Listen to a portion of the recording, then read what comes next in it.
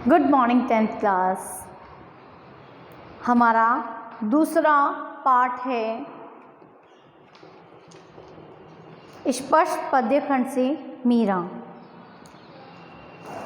मीरा का थोड़ा सा हम कवि परिचय पढ़ेंगे। मीरा का ये राजस्थान की कवित्री थी और मीरा के जो आराध्य थे वो श्री कृष्ण थे, ये आप सब जानते हैं और हम पहले भी पढ़ चुके हैं इसे, पर एक बारी पुनः दोहरान के रूप में हम इसे पढ़ेंगे और जहाँ जहाँ जिन बच्चों को दिक्कत थी वो सब क्लियर हो जाएगी। तो पार्ट 2 मीरा, थोड़ा सा कवि परिचय में पढ़ देती हूँ। इनका जन्म है 1503 और मृत्यु है 1586। मीराबाई का जन्म जोधपुर के कुड़की गांव में 503 में हुआ। 13 वर्ष की उम्र में मेवाड़ के महाराणा सांगा के कुंवर भोजराज से उनका विवाह हुआ था। उनका जीवन दुखों की छाया में ही बीता। बाल्यकाल से ही माँ का देहांत हो गया था। विवाह के कुछ ही साल बाद पहले पति, फिर पिता और एक युद्ध के दौरान ससुर का भी देहांत हो गया। भौतिक जीवन से निराश मीरा ने घर परिवार त्याग कर और वृंदावन में डेरा डाल पूरी तरह गिरधर गोपाल श्री कृष्ण के प्रति समर्पित हो गई।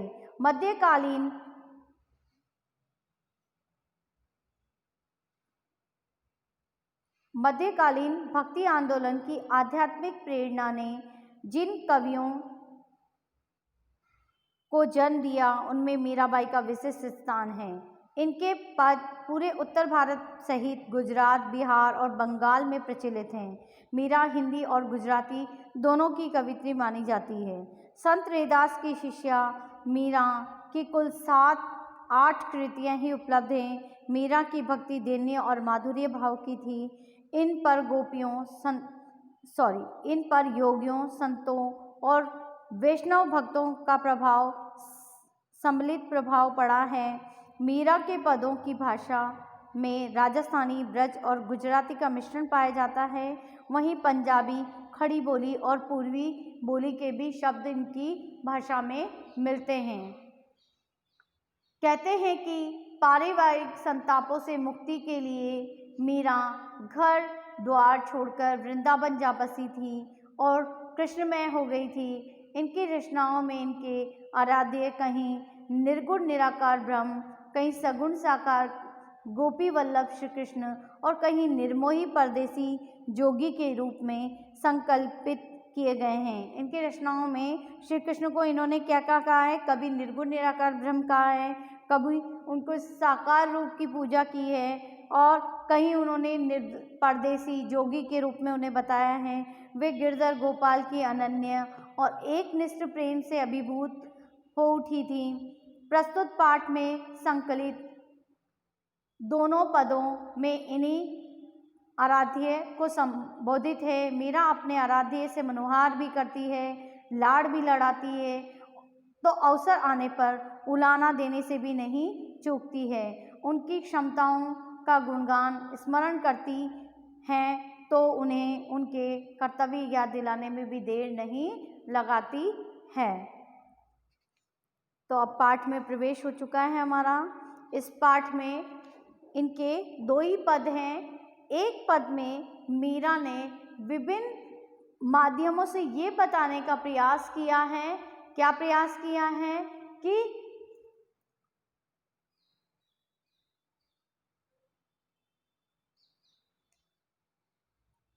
उन्होंने ये बताने का प्रयास किया है कि ईश्वर, अगर आप ऐसे हैं कि उदाहरणों के माध्यम से बताया कि आप जिस तरह से अपने भक्तों का क्या करते हो, मदद करते हो, सहायता करते हो, उसी तरह से आप मेरी भी पीड़ा हरें। मैं भी आपसे मिलने के लिए तरस रही हूँ, मैं भी बहुत कष्ट में हूँ, मेरी भी पीड़ा आप आकर के हरे। कैसे? हरि आप हरो जन की भीड़। आप क्या करो, जन की पीड़ा हरने वाले हो। हे कृष्ण, आप क्या हो, जन की यानी कि पूरे हर एक व्यक्ति की, हर एक मनुष्य की पीड़ा हरने वाले हो।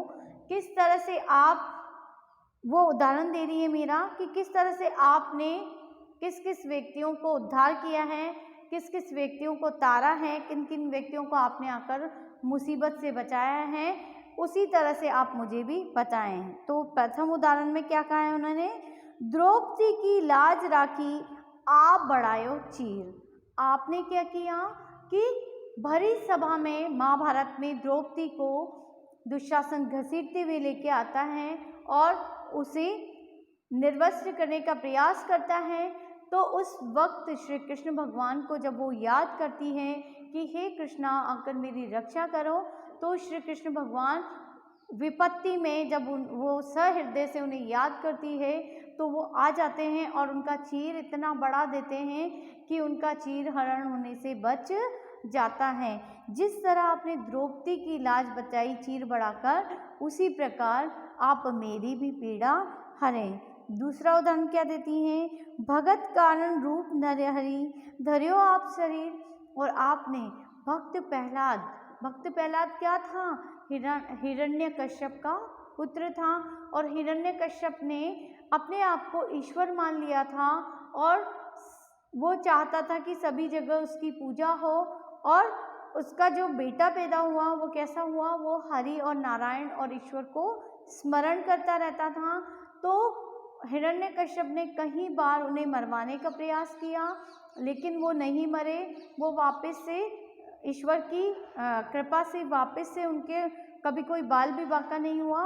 तो उन्होंने क्या किया, भक्त प्रहलाद की अपने पिता हिरण्यकश्यप से रक्षा करने के लिए नरहरि रूप यानी कि नरसिंह का रूप धारण करके अपने भक्त प्रहलाद की उससे रक्षा की। उसी तरह से हे ईश्वर, आप भी मुझे इस संसार रूपी सागर से पार करो, मेरा भी उद्धार करो। फिर आगे एक और उदाहरण देती है अगली लाइन में मीरा कहती है, बूढ़त गजराज राख्यो काटी कुंजर पीर। और आपने क्या किया, आपने बूढ़ा जो हाथी था उसे क्या किया, आपने मगरमच्छ के मुंह से उसे बचाया। यानी कि एक हाथी जो था नदी किनारे पानी पी रहा था, तो मगरमच्छ आकर के उसे पकड़ कर लेके जाने लगा नदी में। तो उसने भी दिल से आपको स्मरण किया, तो आपने आकर के उसकी पीड़ा हरी और उसे उस मगरमच्छ के मुंह से बचाकर उसकी भी रक्षा की। उसी तरह आप भी मुझे आकर बचाओ, मेरी भी रक्षा करो, मुझे भी इस संसार रूपी समुद्र से पार कराओ। फिर लास्ट लाइन में मीरा कहती है, दासी मीरा लाल गिरधर हरो मारी भीर। मैं भी आपकी दासी हूँ, मैं भी आपके अनन्य भक्त हूँ और दासी के रूप में आपकी पूजा करती हूँ। हे गिरधर लाल, आप मेरी भी पीड़ा हरें, मुझे भी इस संसार रूपी सागर से मुक्ति दिलाएं, मेरी पीड़ा भी हरें। इस तरह विभिन्न उदाहरणों के माध्यम से कवित्री जो है मीरा, उन्होंने अपनी उद्धार के लिए ईश्वर श्री कृष्ण भगवान से प्रार्थना की है। मीराबाई अपने भगवान श्री कृष्ण को संबोधित करते हुए कहती है कि हे भगवान, आप समस्त भक्तों के दुख अवसाद और पीड़ा को हर लो। वह विभिन्न भक्तों के उदाहरण मात्र से स्मरण करवा रही है कि जिस प्रकार आपने चीर बढ़ाकर सभा में द्रौपदी की लाज रखी एवं नरसिंह रूप धारण कर भक्त प्रहलाद की पीड़ा को दूर किया, डूबते हुए गजराज को मगरमच्छ रूपी मृत्यु से बचाकर उसका उद्धार किया, उसी प्रकार दासी मीरा की पीड़ा को दूर करो। हे कृष्ण, कृपा निदान गिरिराज पर्वत को उठाने वाले कृपा सिंधु भगवान, आप हमारी भी पीड़ा को हर लो, मेरी भी पीड़ा को दूर करो। अब दूसरा पद है मीरा का। इसमें मीरा क्या कह रही है, इसमें मीरा अपनी जो कृष्ण भगवान है उनका सामीप्य पाना चाहती है, उनका दर्शन पाना चाहती है और उस दर्शन के लिए वो क्या करना चाहती है, उनके निकट रहना चाहती है। जैसे श्याम माने चाकर राख लीजो, गिरधारी माने चाकर राख लीजो। इसमें बार बार वो किस बात पे जोर दे रही है मेरा, कि मुझे सेविका के रूप में आप अपने यहाँ पर रख लीजिए। क्यों रख लीजिए, आगे बताएंगी वो आगे की पंक्तियों में, कि मैं यहाँ पर क्या क्या करूँगी आपके यहाँ, आपकी सेविका बनकर मैं आपके दर्शन प्राप्त कर सकूँगी। चाकर रहस्यूं बाग लगास्यूं, नित उठ दर्शन पास्यूं। अब क्या है, यदि आप मुझे यहाँ पर चाकर रख लेंगे, नौकर रख लेंगे, सेविका के रूप में रख लेंगे, तो मैं क्या करूँगी, आपके महल में के आगे बाग लगाऊंगी, पेड़ पौधे लगाऊंगी, बाग बनाऊंगी। और जब आप रोज सुबह उठकर उस बाग में आएंगे भ्रमण करने के लिए, प्रातःकालीन भ्रमण को जब आएंगे, तब मैं आपके सुबह सुबह आपके दर्शनों का लाभ प्राप्त कर सकूंगी। वृंदावन री कुंज गलिन में गोविंद लीला गासियों। और वृंदावन की जो गलियां हैं उनमें क्या करूंगी, मैं घूम घूम कर आपकी लीलाओं का गुणगान करूंगी, मैं आपकी सेविका बन जाऊंगी। भाव भक्ति जागिरी पास्यु, तीनों बातों सरसी। और मैं क्या करूंगी, भाव और भक्ति रूपी जागीरी मुझे आपसे मिल जाएगी। मुझे किसी प्रकार का कोई वेतन, कोई पैसा आपकी चाकरी में नहीं चाहिए। मुझे क्या चाहिए, मैं तो भाव भक्ति रूपी जागीरी प्राप्त कर लूँगी, वही मेरे लिए सब कुछ होगा। मोर मुकुट पीतांबर सोहे, गल विजंती माल, वृंदावन में धेनु चरावे, मोहन मुरली वाला। मैं क्या करूँगी, अब क्या कह रही हूँ, आप कैसे दिखते हो, वो कृष्ण के रूप सौंदर्य का वर्णन करते हुए कहती है कि आप कैसे हो, आपने मोर मुकुट आपका ऐसा है जिसपे मोर का पंख लगे हुए हैं और आपके गले में वैजंती की माला है। और आप कैसे दिखते हो, वृंदावन की गलियों में बंसी बजाते हुए, गायें चराते हुए मुझे दिखाई देते हो। मैं आपके इस सौंदर्य के दर्शन रोजाना नित्य करना चाहती हूँ, इसीलिए मैं आपके निकट रहना चाहती हूँ। आपके यहाँ आपके निकट रहकर आपकी सेविका के रूप में आपकी सेवा करके मैं आपकी दर्शन रूपी जागीरी प्राप्त करना चाहती हूँ।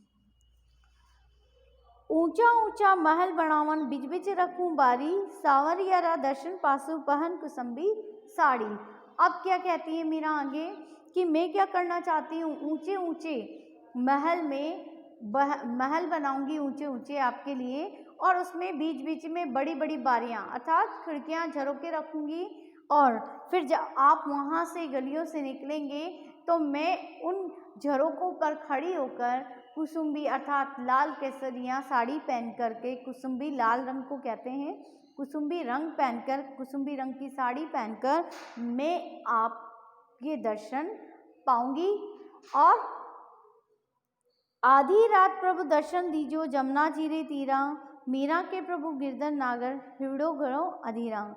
अब क्या है, मीरा श्री कृष्ण से मिलने के लिए इतनी अधीर है कि वो क्या कह रही है कि मैं आधी रात को भी, यदि आप मुझे दर्शन के लिए बुलाएंगे तो मैं आधी रात को भी जमुना तीरे आ जाऊंगी कुसुम्बी साड़ी पहनकर।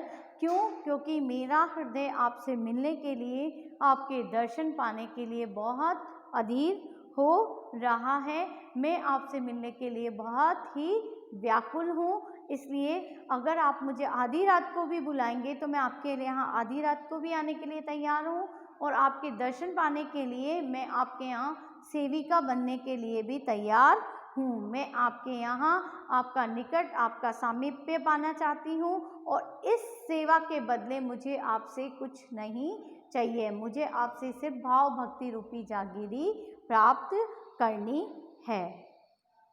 ये हमारा पाठ हो गया पूरा, लेकिन इस सेकंड पैराग्राफ का दोबारा से मैं आपको अर्थ बता दूं। मीरा श्री कृष्ण की अनन्य भक्ति में सरोबार होकर अपने प्रियतम श्याम की चाकरी करना चाहती हैं और वो श्री कृष्ण की सेविका बनकर बाग बगीचे लगाना चाहती हैं और नित्य प्रति उठकर प्रभु के दर्शन प्राप्त करना चाहती हैं। वृंदावन की कुंज गलियों में गोविंद लीला का गान करके वो आत्मविभोर होना चाहती हैं। प्रभु सेवा में ही पूर्णता दास्य भाव समर्पण करती हुई दर्शन, स्मरण और भक्ति रूपी जागीरी वो प्राप्त करना चाहती हैं। वो श्री कृष्ण के रूप और लावण्य का वर्णन करते हुए कहती है कि जिनके सिर पर मोर मुकुट सुशोभित है, तन पर पीतांबर वस्त्र धारण किए हुए हैं, गले में वैजंती माला शोभायमान है, वृंदावन में गायें चराने वाले गोपाल, मन को मोह लेने वाले और अपने अधरों पर मुरली बजाने वाले श्री कृष्ण, मैं आपका सानिध्य प्राप्त करना चाहती हूँ। मीराबाई कहती हैं कि वे केसरिया साड़ी पहनकर अपने साधुत्व भाव से आराध्य देव की दर्शना अभिलाषी बनना चाहती हैं। वो ऊंचे ऊंचे महल बनाकर बीच बीच में खिड़कियां रखवाएंगी ताकि अपने प्रभु के दर्शन की पिपासा से तृप्त हो सके। यमुना नदी के तट पर प्रभु के आग्रह करती है कि वह आधी रात को भी उनके दर्शन के लिए देंगे तो वो उसके लिए भी तैयार हैं।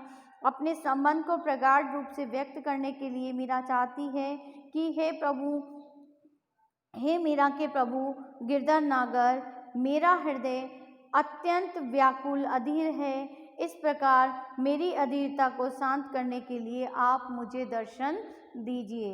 जिस तरह से मैं आपकी भक्ति कर रही हूँ, दास्य भाव की भक्ति है मेरी, मैं आपकी दासी हूँ और आप मुझ पर भी अपना कृपा दृष्टि बनाए रखिए, मुझे भी आप अपने दर्शन दीजिए।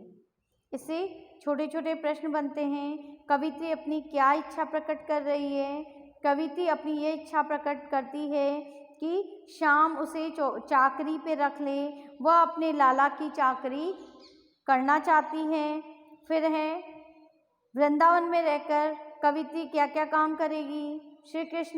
कवित्री श्री कृष्ण के महल में चाकरी करते हुए बाग लगाएगी, नित्य उनके दर्शन करेगी और वृंदावन की गलियों में उनकी लीला का, गोविंद लीला का गान करेगी। वहाँ उसे क्या क्या मिलेगा? कवित्री को वहाँ चाकरी करते हुए प्रभु के दर्शन करने का सौभाग्य प्राप्त होगा और सुमिरन और भक्ति रूपी जागीरी उसे प्राप्त होगी। कवित्री के प्रिय श्री कृष्ण की वेशभूषा कैसी है? कवित्री के प्रिय श्री कृष्ण माथे पर मोर मुकुट बांधते हैं, शरीर पर पीतांबर वस्त्र पहनते हैं, गले में वैजंती की माला होती है और वृंदावन में वो गाय चराते हैं और मुरली बजाते हैं। श्री कृष्ण कैसे सांवरिया के दर्शन पाएगी? कवित्री कैसे सांवरिया के दर्शन पाएगी? कवित्री कुसुम्बी साड़ी पहनकर अपने प्रिय सांवरिया के दर्शन करेगी। वह अपने प्रियतम को आधी रात के समय यमुना नदी के तट पर आकर दर्शन देने की प्रार्थना करती है। कवित्री के मन की दशा कैसी है? कवित्री का हृदय बहुत बेचैन है, वह अपने प्रिय श्री कृष्ण को मिलने के लिए बहुत अधीर हो रही है। प्रथम जो पद था हमारा, उससे प्रश्न है कवित्री किससे क्या प्रार्थना कर रही है? कवि हरि श्री कृष्ण से यह प्रार्थना कर रही है। हरि अर्थात हरि किसको कहा है मीरा ने? श्री कृष्ण को। कवि हरि अर्थात श्री कृष्ण से ये प्रार्थना कर रही है कि वो लोगों की पीड़ा को दूर करें। इसी समय लोग बहुत पीड़ित हैं। द्रौपदी की लाज कैसे बची? द्रौपदी का चीरहरण कौरवों की सभा में दुशासन कर रहा था। वह द्रौपदी को नग्न करके अपमानित करना चाह रहे थे। तब श्री कृष्ण ने द्रौपदी की साड़ी को इतना बढ़ा दिया कि द्रौपदी लज्जित होने की स्थिति से बच गई। यह भगत कौन था उसके लिए किसने क्या किया? यह भगत प्रहलाद था। उसका शत्रु उसी का पिता हिरण्यकश्यप था। उसको वरदान प्राप्त था कि वह न पुरुष से न पशु से मरेगा, न भगवान से उसका वध करने के लिए, न भगवान से मरेगा, न पशु से मरेगा, न मनुष्य से मरेगा, न दिन किसी अस्त्र से मरेगा, न किसी शस्त्र से मरेगा, न दिन में मरेगा, न रात में मरेगा। इस तरह का उसने वरदान लिया हुआ था हिरण्यकश्यप ने। तो भगवान ने उसको बचाने के लिए क्या किया? तब भगवान ने उसका वध करने के लिए नरसिंह अवतार धारण किया और प्रहलाद की रक्षा की। बूढ़त गजराज राखियों का प्रसंग समझाइए। गजराज अर्थात हाथी को जल में मगरमच्छ ने पकड़ लिया था। कृष्ण ने मगरमच्छ को मारकर उसे डूबने से बचाया।